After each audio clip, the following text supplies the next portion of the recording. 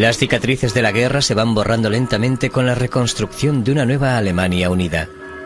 Aunque la mayor parte de los restos nazis ya no son visibles, todavía queda en pie una reliquia como testimonio del antaño romantizado Reich de 1000 años. De entre todos los monumentos, este es el que simboliza la historia tras el nazi más poderoso después de Hitler.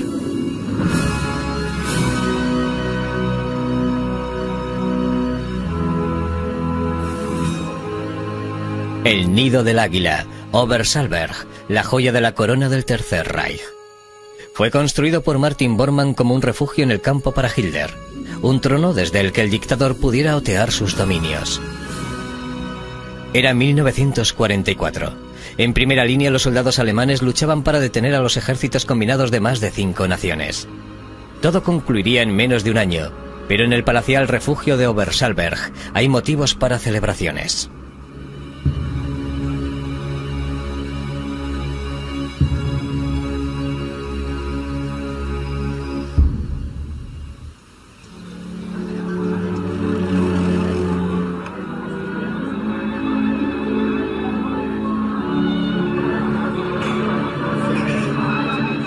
La nobleza de la corte de Adolf Hitler se reúne para la boda del general Hermann Fegelein, el oficial de enlace de Heinrich Himmler. Se va a casar con Gretel Braun, la hermana de Eva Braun, la amante del Führer.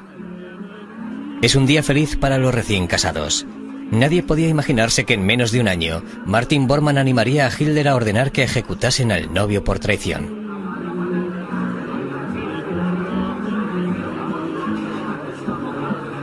Bormann supervisa todos los detalles de la boda. Como secretario del Führer, su especialidad consiste en controlar el mundo de aquellos a los que sirve diligentemente. Uno de los ayudantes, Rochus Mist, recuerda que Bormann era quien mandaba en Obersalzberg. En el Berghof, Bormann era el amo. Todo lo que hacía en la zona estaba bajo su mando. Todo lo que allí ocurría pasaba antes por Bormann. Todo. ¿Cómo ascendió Bormann para alcanzar tal autoridad? Era poco refinado, no tenía un carácter carismático, era la antítesis del modelo ario y distaba mucho de tener el glamour de un oficial nazi. No era atractivo, no tenía una buena cara y no emanaba personalidad. No era un tipo excepcional. Estos álbumes contienen miles de retratos de líderes del Reich, conservados para la posteridad. Fueron hechos por el fotógrafo de los nazis, Walter Frenz. Su recuerdo de Martin Bormann sigue siendo nítido.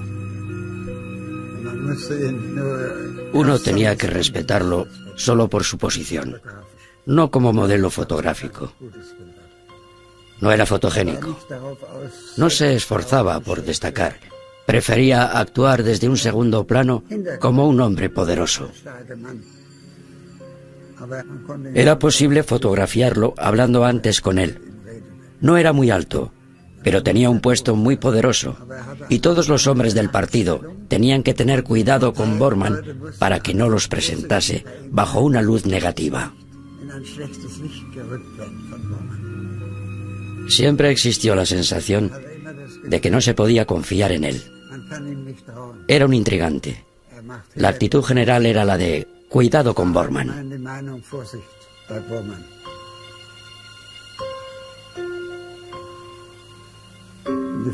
Se supone que Hitler veía en Bormann a un leal servidor, y probablemente lo era en realidad. Hitler nunca llegó a ser consciente del hecho de que también actuaba independientemente, y de un modo que no correspondía a los deseos del Führer. A menudo pienso en Bormann como el equivalente del Tercer Reich del americano Edgar Hoover. Me refiero a que recababa información personal sobre otras personas. Tenía toda la información sexual sobre Goebbels, sobre sus muchas aventuras con personas. En sus archivos tenía información sobre la drogadicción de Goering y sus excesos sexuales. La recopilaba para poder utilizarla contra sus enemigos, y lo hacía en el momento propicio.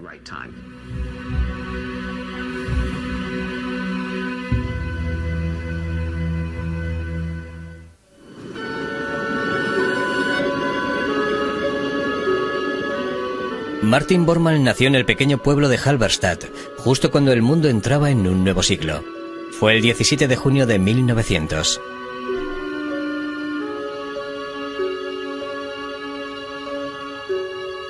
Su madre, Anthony Bormann, una devota luterana, le dio a su hijo el nombre del fundador de su iglesia. Irónicamente, el niño que fue bautizado en honor a Martín Lutero, de adulto llegaría a detestar la religión y un día llegaría a ordenar la persecución oficial de la iglesia. Martin tenía un hermano y 2 medios hermanos. Su padre, Theodor, trabajaba en correos y casi no podía mantener a su creciente familia. Falleció cuando Martin tenía 3 años de edad. Su madre no tarda en casarse con el tío de Martin, recientemente enviudado y con 5 hijos, y la ampliada familia se traslada a la ciudad de Weimar. En la escuela, a principios de la década de 1900, Martin se ve expuesto al germen del nacionalismo fanático. Es un estudiante mediocre y al llegar al 5º curso deja los estudios, sin poder lograr el título de bachiller.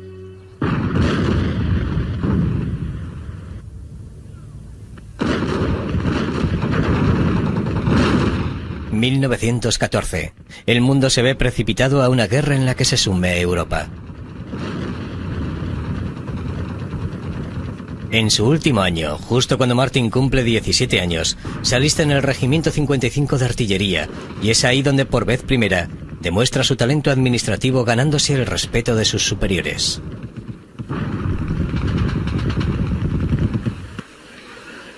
Tras la guerra, la economía de Alemania está en la ruina. Al igual que otros muchos veteranos desilusionados, el objetivo de Bormann es seguir vivo. Encuentra trabajo aquí, en esta granja de Gut Herzberg. Su nuevo jefe es un nacionalista ferozmente anticomunista. Ejerce una gran influencia sobre Bormann, y este se alista en los Freikorps, un grupo paramilitar comprometido a liberar a Alemania de sus comunistas. Uno de sus miembros es Rudolf Hess, el futuro comandante del campo de exterminio de Auschwitz. Para demostrar su patriotismo, Bormann ayuda a una banda dirigida por Hess a secuestrar a una ex maestra de escuela sospechosa de traición. La noche del 13 de mayo de 1923, matan a su víctima de una paliza. Bormann es detenido y le imponen una sentencia menor de 12 meses de prisión.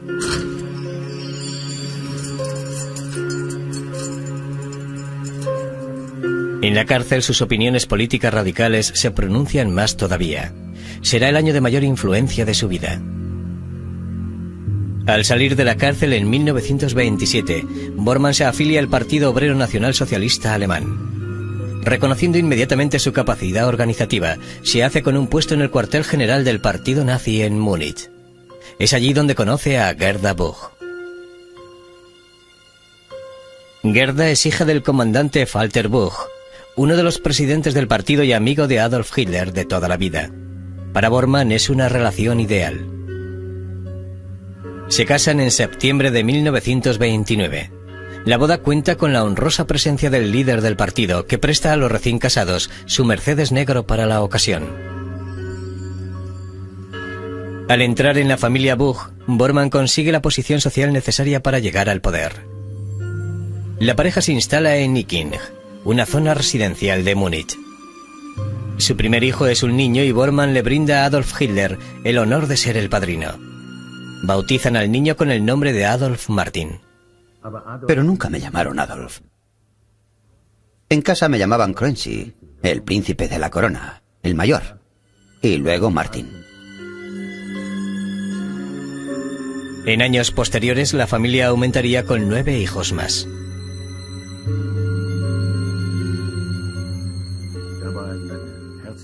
Era un padre cariñoso, pero también estricto. Era justo y estricto. Nos cuidaba bien. Desde su oficina de Múnich, Bormann administra los asuntos financieros y del partido, aportando su talento a la captación de más afiliados y al aumento de popularidad del partido.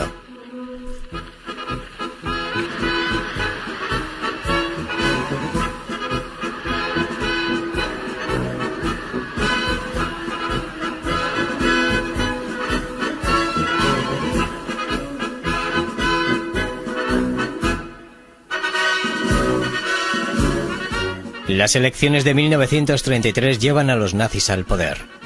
El servicio de Bormann al partido no pasa desapercibido, y Hitler, el nuevo Führer de Alemania, lo designa para ser jefe del gabinete de Rudolf Hess.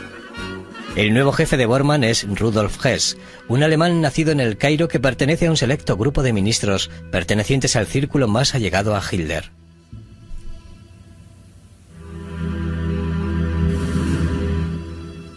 Mientras el poder de Hitler se consolida en Alemania, Bormann da órdenes en el seno del partido.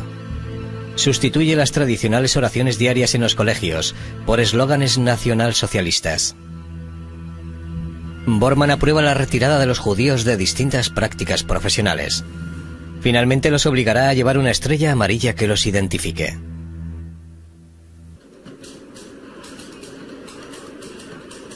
Bormann es diligente, pero inquieto. Su objetivo más importante es atraer la atención de Hitler.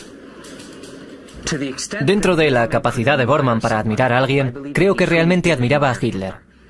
Pero Bormann no era como Goebbels o Rudolf Hess, que miraban a Hitler con una devoción casi incondicional. Su primera lealtad era consigo mismo. Esa era la persona en la que más se centraba. Pero sabía que Hitler era el camino hacia su meta. Estaba en lo más alto del Reich. Por lo tanto, aceptó a Hitler y lo sirvió lealmente. No hay duda alguna.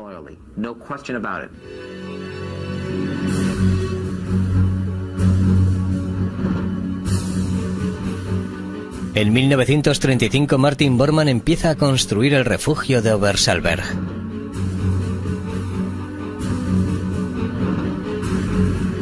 Por primera vez en su carrera puede ejecutar órdenes totalmente por su cuenta. El proceso de construcción pone al descubierto la errática conducta de Bormann. Ordena a los ingenieros que cambien los planos de construcción en el lugar de la obra. Obliga a los residentes de la localidad a trasladarse. Parecía que nada se iba a interponer en el camino de su grandioso diseño. Cuando uno de los terratenientes de la localidad se niega a trasladarse, Bormann no tiene reserva alguna sobre su suerte. Y entonces Bormann ordenó que le escribieran, que le dijeran que iban a llevarlo a un campo de concentración, y entonces accedió.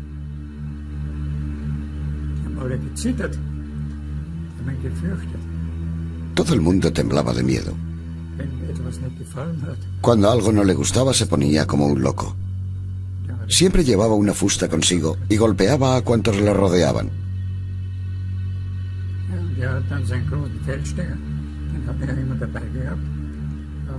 Cogía unos binoculares grandes que siempre llevaba consigo y observaba toda la zona. Siempre buscaba cosas que no le gustaban. Entonces se ponía como un loco inmediatamente. Un día al atardecer, uno de mis obreros se acercó a un árbol que había al lado de la carretera y se puso a orinar. Si eso vuelve a suceder, dijo Bormann, lo echaré de la montaña a patadas.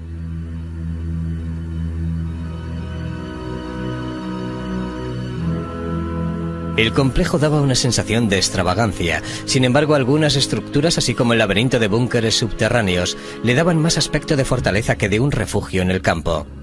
En el interior, un lujoso ascensor cubierto de latón por dentro ascendía 40 pisos a través de la roca maciza hasta llegar a la cumbre. En 1938, Bormann le presenta su regalo al Führer por su 50º aniversario.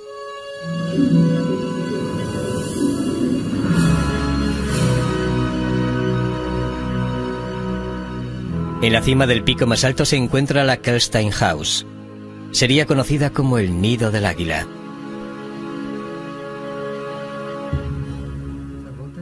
Pero Hitler no lo quiso. Le pareció demasiado caro. Pero Bormann sí lo quiso. Hitler ni siquiera quiso ir allí. Rehuía el brillo y allí arriba había mucha luz.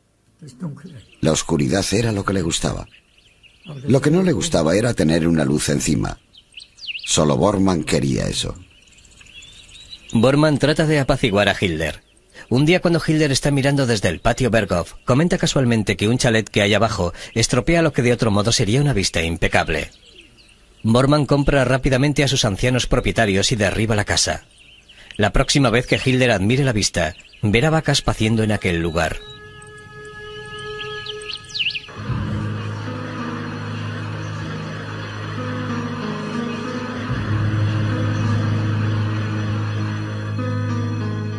Mientras Bormann se corona a sí mismo como soberano de Obersalberg, Eva Braun es su anfitriona.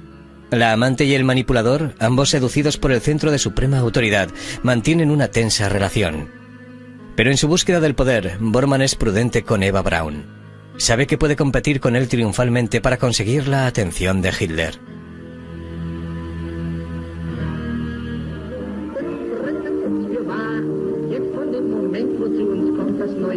Bormann lleva a su familia a vivir a Obersalberg, con la esperanza de poder pasar más tiempo con ellos, pero pocas veces tiene la oportunidad.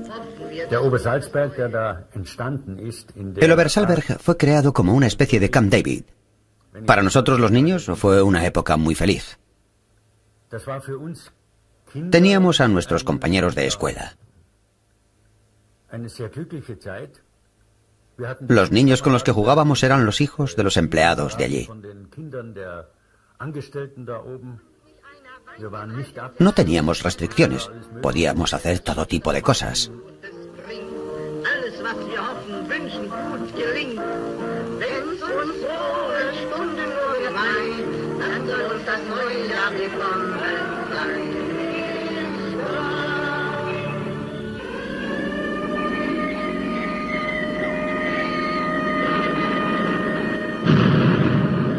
El día 1 de septiembre de 1939 el ejército alemán ocupa Polonia en un ataque relámpago que hace que estalle la Segunda Guerra Mundial. Los primeros años de la guerra producen una serie de victorias para los nazis. Durante la guerra, Bormann estará al lado del Führer mientras avanza sobre Europa, con el sueño de un imperio mundial.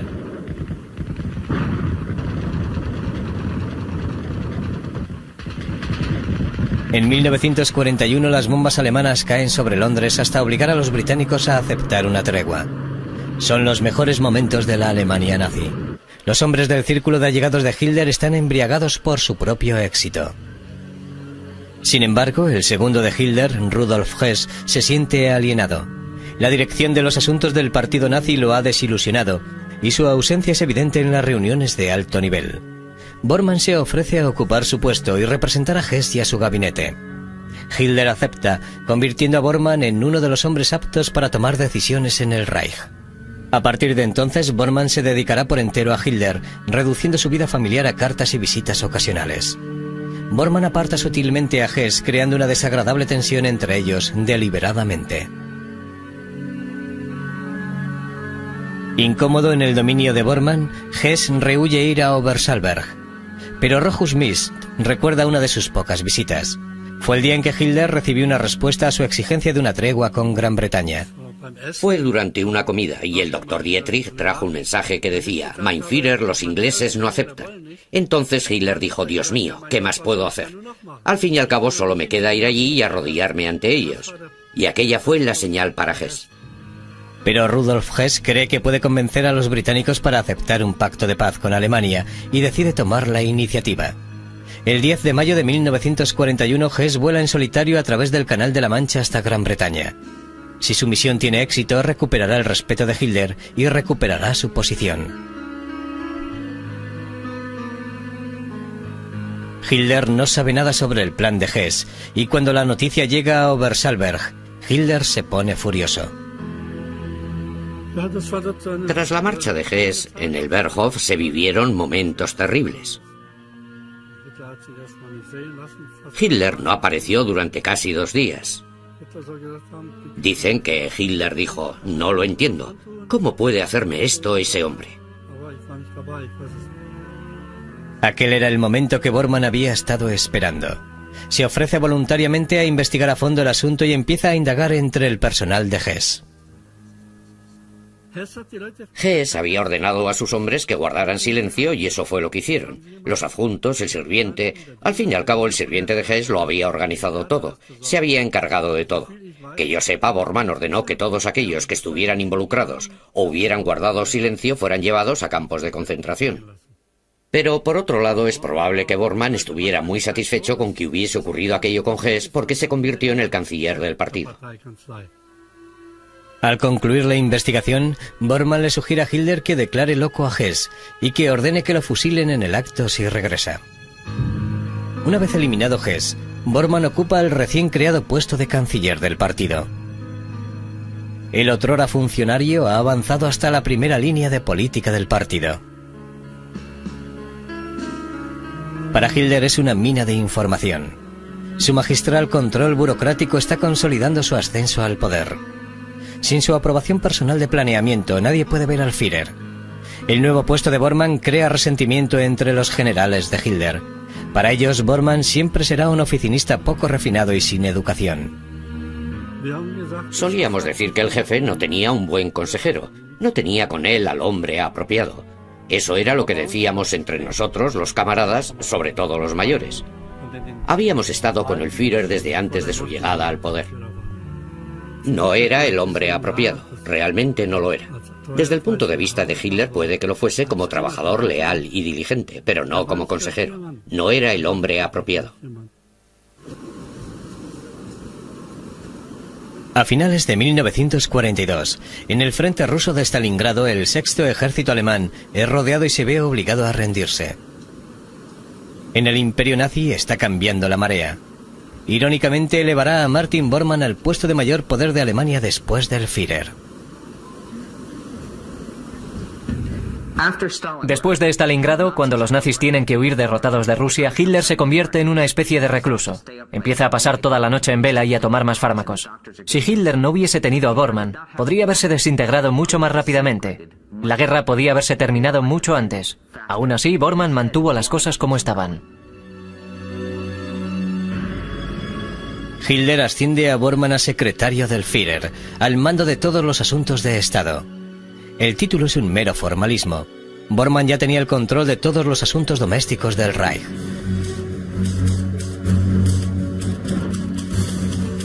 Durante los largos años de guerra será él quien se encargue de la agenda del Führer. Bormann aprobará las órdenes de Hitler y delegará responsabilidades con respecto a la solución final del problema judío. Autoriza la extensión de las leyes de Nuremberg a los territorios anexionados en el este. Ordena el cierre de iglesias e instituciones religiosas.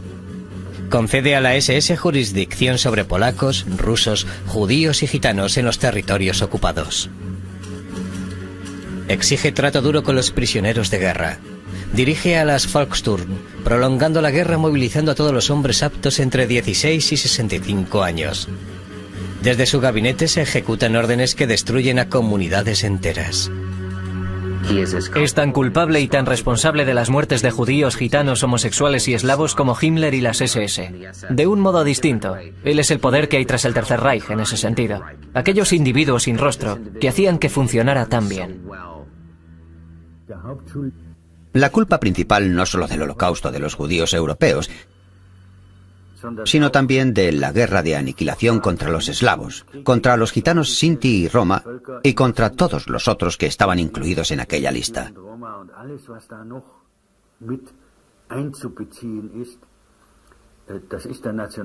Es de la ideología del nacionalismo. Y por ello nuestro padre tiene, sin duda alguna, una gran y terriblemente pesada responsabilidad.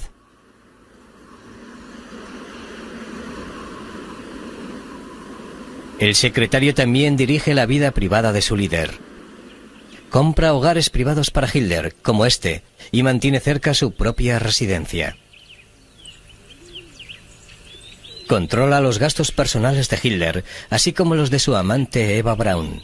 Incluso cultiva hortalizas orgánicas para Hitler en su granja privada.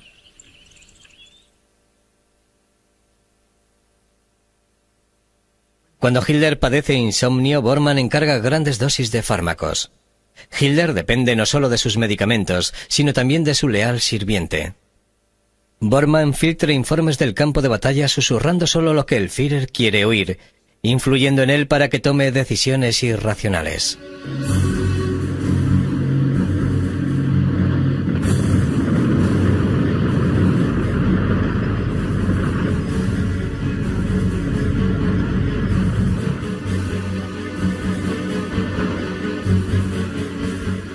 En 1945 los aliados invaden Alemania. Desde su búnker de Berlín, Hitler anuncia por radio que morirá combatiendo con sus tropas. Bormann está a su lado.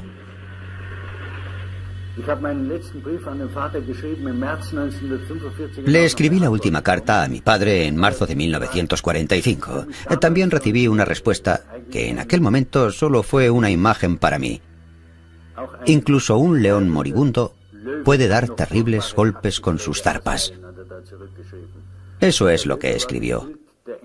El león era la imagen de los británicos, pero tal vez se refería a su propio Reich. Solo que nuestro animal era el águila, que por entonces ya había caído.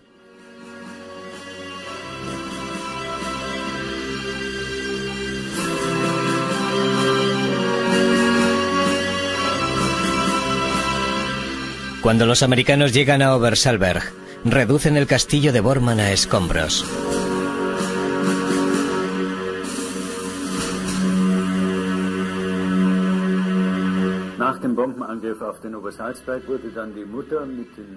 Después del bombardeo de Obersalberg, mi madre, mis hermanos y los niños de las zonas bombardeadas del Ruhrgebiet fueron llevados al sur del Tirol, y así escaparon de la guerra unos días antes, porque el Frente del Sur capituló antes.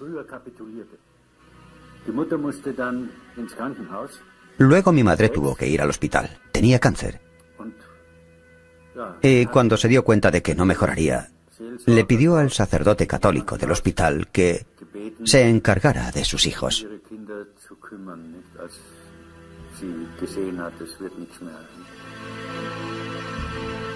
El 21 de abril el Ejército Rojo ha rodeado la capital por completo.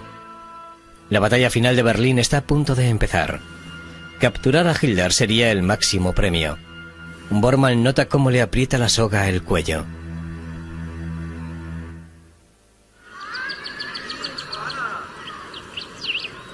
Bajo la superficie de este parque infantil estaba el Führerbunker. El 30 de abril de 1945, solo 39 horas después de haberse casado con su amante de toda la vida, Eva Braun, Adolf Hitler y su reciente esposa se quitan la vida. Yo estaba al lado de la sala de maquinaria cuando oí un disparo.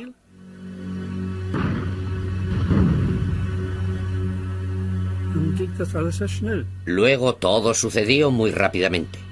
Huí presa del miedo, pero regresé inmediatamente del búnker superior. Justo entonces estaban envolviendo a Hitler en unas mantas.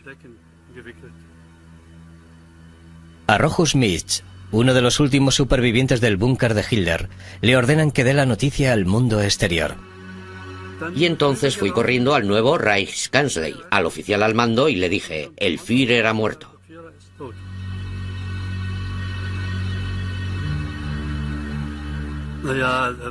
En el búnker el ambiente era de tragedia, un drama. Allí no se veía ninguna cara feliz. Bormann también tenía cara de estar muy asustado.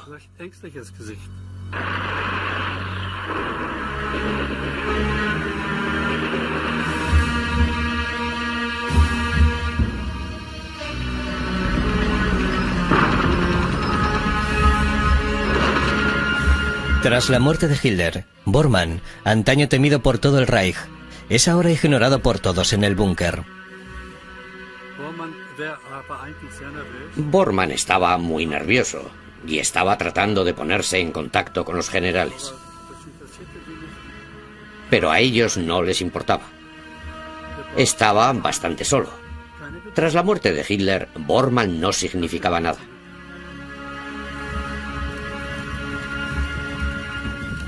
El final se aproxima rápidamente. Algunos se suicidan, incapaces de enfrentarse a la destrucción a la que han llevado a su país. El plan de Bormann es escapar de Berlín. Entonces se despidió de Goebbels y de todos los que aún estaban allí. Y luego se acercó a mí. Me dijo que todavía era necesario, que debía seguir realizando el trabajo igual que en el pasado.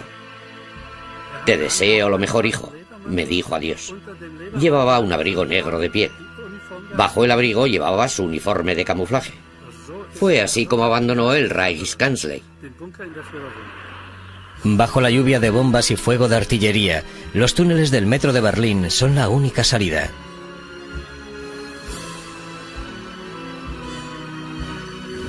Tiene que ir a una estación de metro cercana, a unos 150 metros de allí, y entrar en la estación. Las tropas rusas están arriba, pero en la estación no hay tropas rusas. Si logra llegar allí, puede ir por los túneles del metro hasta Friedrichstraße, la estación siguiente, donde cree que en aquel momento todavía está luchando un contingente alemán. Ese contingente le ayudará a llegar al puente Feidenhammer, sobre el río Spree. Si llega allí, está a salvo.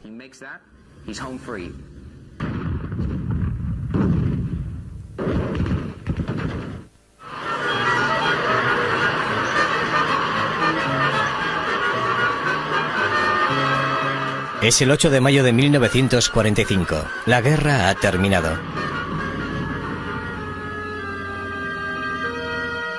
Un millón de soldados, antaño orgullosos, están ahora detenidos en campos de prisioneros de guerra. Los aliados comienzan la búsqueda de criminales de guerra. El CIC, el cuerpo de contrainteligencia del ejército estadounidense, lidera la búsqueda de sospechosos. El oficial Arnold Feiss era un agente de campo. Era oficial de operaciones y perseguía personas de un modo activo. Fui una de las personas que sacaron de mi destacamento para averiguar qué le había ocurrido a Adolf Hitler. En relación a eso, perseguí y capturé a un general de brigada de las SS que sacaba el testamento de Hitler del búnker de Berlín. Hitler tenía un testamento político, además, en el que nombraba a un número de personas a las que estaban juzgando en Nuremberg y que estaban intentando desvincularse de aquel régimen. Entre los nombres del testamento está el de Martin Bormann. Ahora, el primer juicio de la historia por crímenes de guerra hará público su nombre. 20 de noviembre de 1945. En el lugar en el que antes se decretaban las leyes nazis, están juzgando a los criminales de guerra nazis capturados. Comienza el proceso contra el desaparecido ministro del Reich.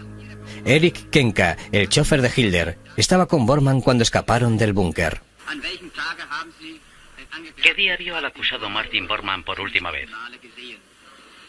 Vi al Reichsleiter, al entonces Reichsleiter Martin Bormann, la noche del día 1 al 2 de mayo de 1945 en Benhof Friedrichstraße, Puente Feidenhammer.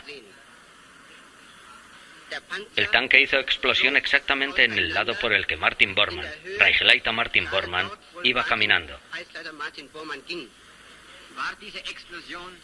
¿Fue tan fuerte la explosión que, según sus observaciones, Martin Bormann tendría que haber muerto en ella? Estoy seguro de que murió debido a la intensidad de la explosión. Sin embargo, el testimonio posterior de Arthur Axmann, el líder de la Organización de Juventudes Hilderianas, parece contradecir la versión que Kenka dio de los hechos. Axmann dijo que vio a Bormann en el puente Fidenstrasse. Había encontrado a dos cuerpos aparentemente sin vida. Está seguro de que uno de ellos es Martin Bormann.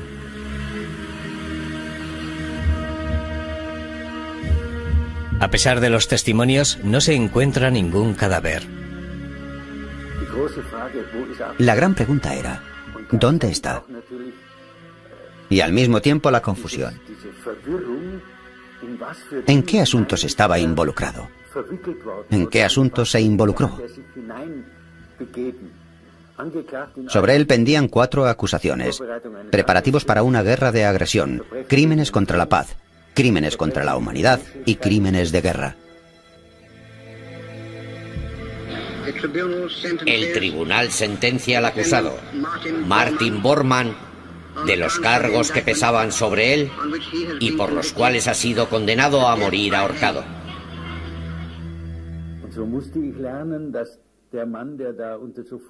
Y así tuve que aprender que el hombre que había puesto su firma en aquellos terribles documentos de deportación, todos ellos incluidos en la colección de documentos del juicio de Nuremberg, tuve que diferenciar aquí el padre, aquí el hombre políticamente responsable.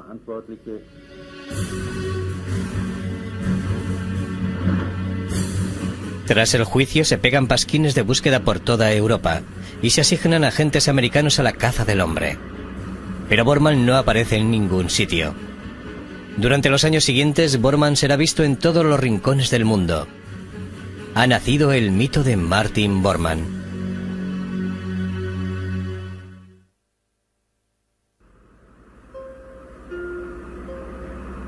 Ha pasado más de una década y sigue sin haber pistas sobre la suerte de Martin Bormann. El caso es archivado y olvidado sin resolver. Parecía que la mayoría de la humanidad quería cerrar el libro de los crímenes de guerra de la Segunda Guerra Mundial. En 1960, con criminales de guerra nazis todavía en libertad, el Estado de Israel se siente obligado a actuar. Agentes del Mossad, el servicio secreto israelí, capturan al coronel de la SS Adolf Eichmann, que se ocultaba en Argentina. La noticia del juicio de Eichmann hace que los fugitivos nazis se metan bajo tierra. Josef Mengele, el doctor del campo de exterminio de Auschwitz, que antes vivía abiertamente en Argentina, se oculta ahora en una granja brasileña. Si Bormann está vivo, ahora ha desaparecido por completo. En 1962, el expediente de Bormann llega a la oficina de Fritz Bauer, un fiscal de distrito alemán. Bauer ordena que excaven el lugar en el que Arthur Axmann testificó haber visto a Bormann por última vez. Pero la excavación no revela nada. Fritz Bauer fallece en 1965, todavía convencido de que Martin Bormann ha eludido a la justicia. Luego, en 1972, unos obreros de la construcción de Berlín hacen un extraordinario descubrimiento. Se desentierran los huesos de 2 cadáveres humanos. El gobierno alemán envía partes de los cráneos para ser examinados por el doctor Hans Riedel, de la Clínica de Policía de Berlín. Riedel compara los dientes con las fichas dentales de su ficha militar.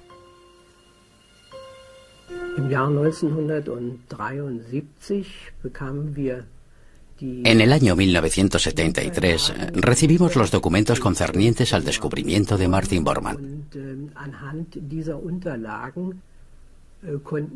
Según aquellos documentos, podíamos realizar la identificación y la comparación.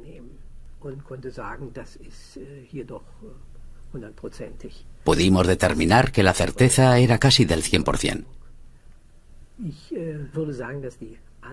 Yo diría que las dudas creadas sobre aquellos resultados surgieron del deseo de mantener vivo a Martin Bormann.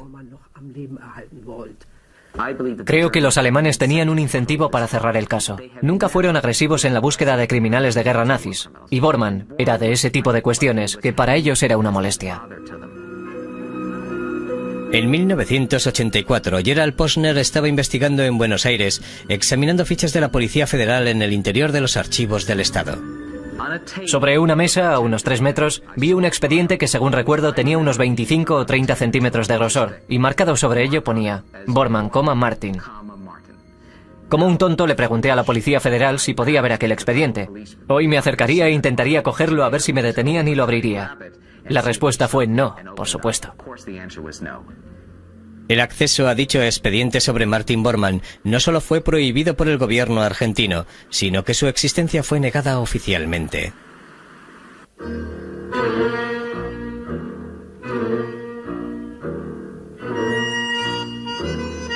Lejos de la patria, Sudamérica ha ejercido una singular atracción sobre los exiliados del Tercer Reich. En Argentina, un idilio con el fascismo ha proporcionado refugio a los fugitivos nazis. Una vez dentro, desaparecen en comunidades alemanas establecidas con la ayuda del Kameradenfer, una red clandestina de ex-nazis. En este lujoso vecindario vive Wilhelm Sassen, tal vez el testimonio vivo más importante sobre la comunidad nazi en Sudamérica. Comparte los secretos de infames criminales de guerra nazis que encontraron refugio en este apartado continente. Fue amigo personal del coronel de la SS Adolf Eichmann, del doctor Joseph Mengele, de Hans Rudel y de muchos otros. La relación era muy buena. Durante 5 años, Sassen ayudó a Eichmann a escribir sus memorias. A menudo mencionaba a Martin Bormann como a alguien que también estaba escondido en Sudamérica, pero no en Argentina. Bormann no llegó a pisar Buenos Aires. Está muerto. Hace 20 años. Huyó. Luego regresó a Alemania y se murió. Bormann es otro idiota completo. Klaus Eichmann, el hijo del ejecutado oficial de la SS, que vivía en Buenos Aires con su padre, hizo un llamamiento público a Bormann exigiéndole que asumiera la responsabilidad por sus crímenes. Qué impropio de un hombre, señor Bormann. Aunque lo den por muerto 1000 veces, tanto si aparece como propietario de un aserradero en Chile, o como un ingeniero de minas boliviano, o como un comerciante de café en Brasil, no conseguirá escapar de la justicia. Si puedo contribuir a ello de algún modo, lo haré. De eso puede estar seguro. En 1966 apareció en la televisión alemana. Señor Eichmann, dejémonos de tonterías. ¿Está vivo Martin Bormann? Sí, Martin Bormann está vivo y disfruta de buena salud. Le ha escrito una carta abierta a Martin Bormann, al asesor más allegado a Hitler y el más temido.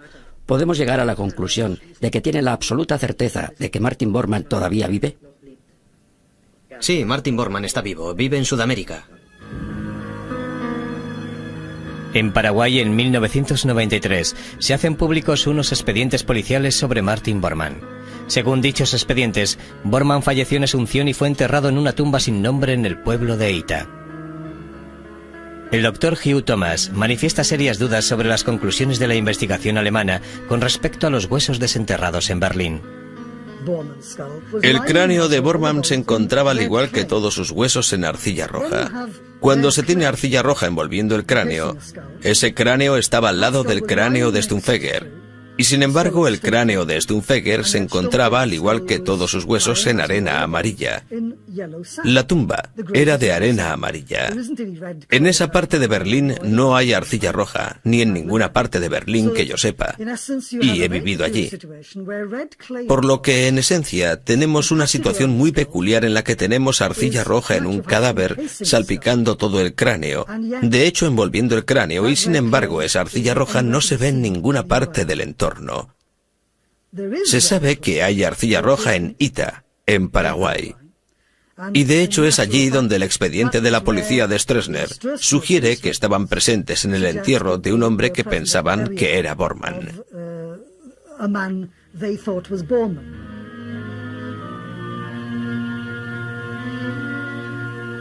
Los diarios estuvieron llenos de artículos sobre avistamientos durante años. Su enigma ha disparado la imaginación de muchos, haciendo borrosa la línea que separa al mito de la realidad. También existe el otro rumor, el de que supuestamente viajaba de Chile a Argentina y creo que a Bolivia. Eso también encaja en el juego. Al fin y al cabo, en aquella época existían aquellos regímenes fascistas en Sudamérica. Hubo otro rumor que decía que mi padre había muerto supuestamente en la casa del cónsul de la República Democrática Alemana de Asunción, las cosas más disparatadas.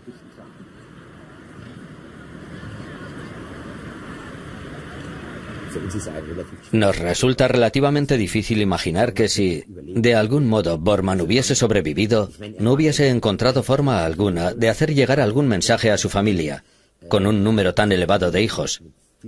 Era alemán de extremo a extremo. Ese aspecto personal también le da certeza al hecho de que no sobrevivió el año 1945. Ningún centro debería realizar en exclusiva un análisis en un caso de tal importancia histórica.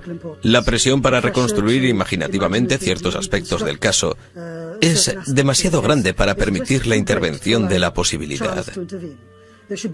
Debería haber al menos 2 centros, y en ese aspecto yo habría sugerido y lo sugería a Oxford como uno de dichos centros. Y al menos 2 centros harían que la posibilidad de que un informe fuera falsificado o construido imaginativamente, o llámenle como quieran, fuese casi nula. No es solo una cuestión técnica, además es una cuestión de justicia. La gente dice, ¿por qué preocuparse? Seguirle el rastro y conseguir la historia completa y veraz de lo que le sucedió a alguien tan clave como Martin Bormann es hacer justicia al registro histórico y al recuerdo de aquellos que fallecieron, porque en este caso existe la obligación de decir la verdad.